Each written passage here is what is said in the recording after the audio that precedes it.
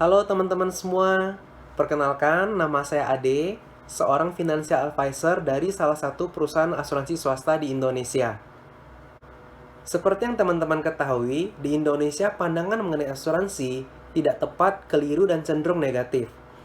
Pada kesempatan kali ini, saya akan memberikan informasi seputar asuransi, sehingga harapannya setelah menonton video ini, teman-teman memiliki pandangan yang benar mengenai asuransi.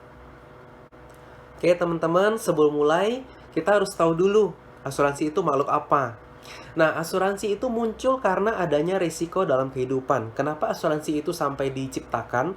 Karena setiap manusia tidak terlepas dari yang namanya risiko. Suka tidak suka, mau tidak mau, tua ataupun muda, laki-laki ataupun perempuan, berapapun usia kalian, kita tidak lepas dari yang namanya risiko. Nah, asuransi diciptakan untuk meminimalisir risiko finansial yang terjadi pada satu orang. Nah, kasar katanya adalah asuransi berfungsi untuk mentransfer resiko dari satu pihak ke pihak yang lain. Dalam hal ini pihak penanggung, yaitu perusahaan asuransi. Oke, teman-teman kan sudah punya pengertian tentang asuransi. Nah, berdasarkan pengertiannya, asuransi itu positif ya. Suatu hal yang bisa membantu kita untuk mentransfer resiko.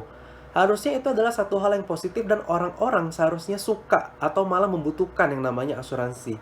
Lalu pada kenyataannya kenapa orang-orang tidak suka, cenderung menolak atau menghindari asuransi?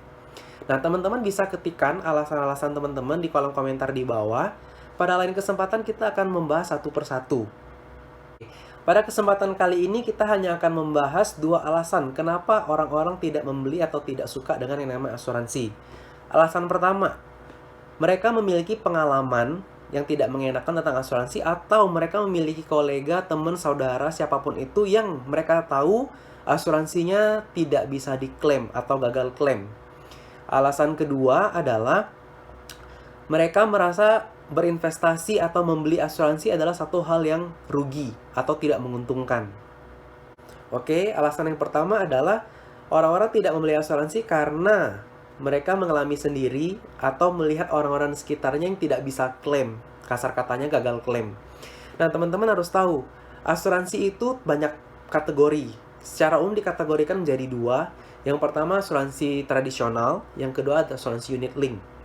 Oke, dari dua kategori ini dijabarkan berdasarkan manfaat lagi. Asuransi jiwa, asuransi kesehatan, asuransi dana pendidikan, asuransi dana pensiun, kecelakaan, sakit kritis, dan sebagainya. Jadi, jenis asuransi itu sangat banyak. Yang sering terjadi adalah, dari polis datang sampai terjadi resiko, itu nasabah tidak pernah membaca isi polisnya sama sekali. Betul, nasabah percaya kepada agen, itu tidak salah. Tetapi akan lebih baik kalau nasabah itu juga tahu apa yang dia beli. Manfaat apa saja yang bisa di-cover.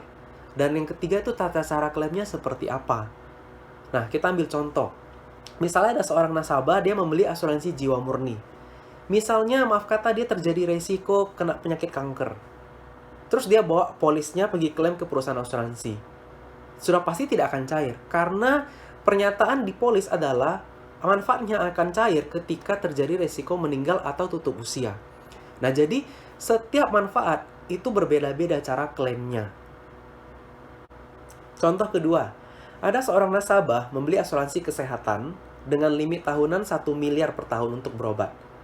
Nah, ketika terjadi resiko, dia masuk rumah sakit dan harus rawat inap, ternyata rumah sakit hanya membayarkan biaya tagihannya, contohnya sebesar 200 juta. Lalu dia komplain ke perusahaan asuransi, harusnya cairnya 1 miliar dong, kan saya beli 1 miliar per tahun.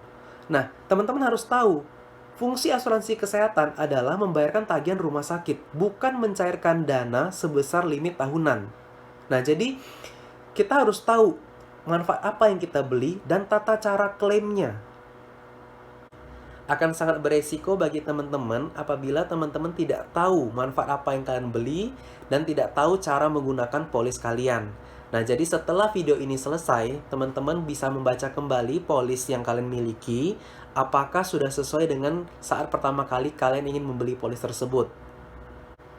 Jadi bisa disimpulkan, kalau terjadi gagal klaim itu biasanya disebabkan hanya dua alasan saja. Yang pertama, nasabah punya polis itu sudah lapse. Dia tidak menyetorkan sejumlah dana untuk mempertahankan polisnya tetap aktif atau in force. Yang kedua, manfaat yang dia klaim itu tidak sesuai dengan manfaat yang dia beli. Contohnya yang tadi, ada 2 contoh di depan. Oke, setelah selesai membahas alasan yang pertama, kita akan membahas alasan yang kedua, yaitu orang tidak ingin membeli asuransi karena merasa membeli asuransi itu rugi. Teman-teman, ini adalah pandangan yang sangat keliru menurut saya.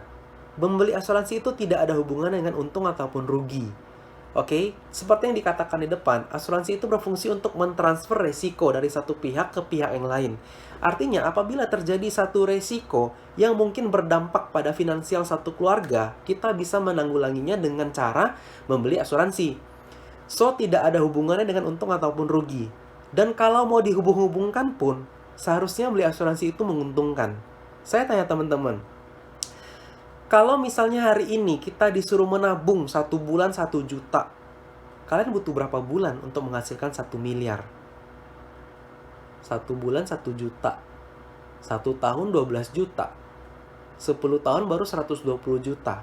Kalian harus hidup kurang lebih 80-an tahun supaya kalian bisa nabung dari saat ini sampai 80 tahun ke depan untuk menghasilkan 1 miliar yang kalian bisa berikan ke keluarga. So, jika dibandingkan dengan insurance atau asuransi, 1 juta per bulan ditukar dengan 1 miliar apabila terjadi resiko. Menurut saya itu sangat menguntungkan. Kalau memang mau dihubung-hubungkan dengan menguntungkan atau merugikan. Kurang lebih seperti itu. Nah, kalau untuk asuransi kesehatan gimana? Sama, konsepnya adalah kita memindahkan resiko dari satu pihak ke pihak lain. Contoh, anggap teman-teman hidup 80 tahun ke depan. Saya yakin teman-teman mulai berpikir, mulai didatangin oleh orang asuransi itu di usia yang cukup produktif. Katakanlah 20 tahun ke atas. Let's say teman-teman hidup 80 tahun ke depan. Apakah teman-teman yakin selama 80 tahun ke depan kalian tidak akan pernah mengalami yang namanya risiko penyakit? Kalau kalian bisa mengatakan ya, saya yakin saya akan sehat selalu, it's okay, berarti kalian tidak butuh asuransi kesehatan gitu. Nah, contoh 80 tahun kita hidup. Anggap deh dari 80 tahun kita hidup, 1 kali aja kita kena risiko yang membutuhkan dana 500 juta. Apakah kalian mau bayar langsung 1 kali? Atau kalian mungkin cicil seperti tadi, 1 bulan 1 juta. Ya kalau tidak terjadi resiko ya syukur. Tapi kalau terjadi resiko gimana? Jadi sebenarnya asuransi itu bukan mengenai untung ataupun rugi. Nah, kalimatnya kurang lebih seperti ini. Kalau punya asuransi, rugi kalau nggak dipakai. Ya, kalau nggak punya asuransi, lebih rugi lagi kalau butuh dipakai. Ngerti ya kurang lebih manfaatnya? Oke teman-teman, demikian pembahasan hari ini. Semoga pembahasan 2 alasan yang tadi bisa menciptakan mindset yang tepat mengenai asuransi kepada teman-teman sekalian. Nah, untuk teman-teman saya berpesan satu, perusahaan asuransi adalah perusahaan yang benar dan bukan perusahaan penipu. Kalau misalnya kita perusahaan penipu, tidak mungkin kita bisa bertahan puluhan, bahkan ratusan tahun, tidak hanya di Indonesia tetapi di seluruh dunia. Nah, teman-teman sekalian, kalau punya kritik dan saran ataupun pertanyaan yang ingin ditanyakan, silakan ketik di kolom komentar. Saya akan jawab langsung atau saya akan buat dalam bentuk video untuk materi selanjutnya. Oke, sampai jumpa teman-teman.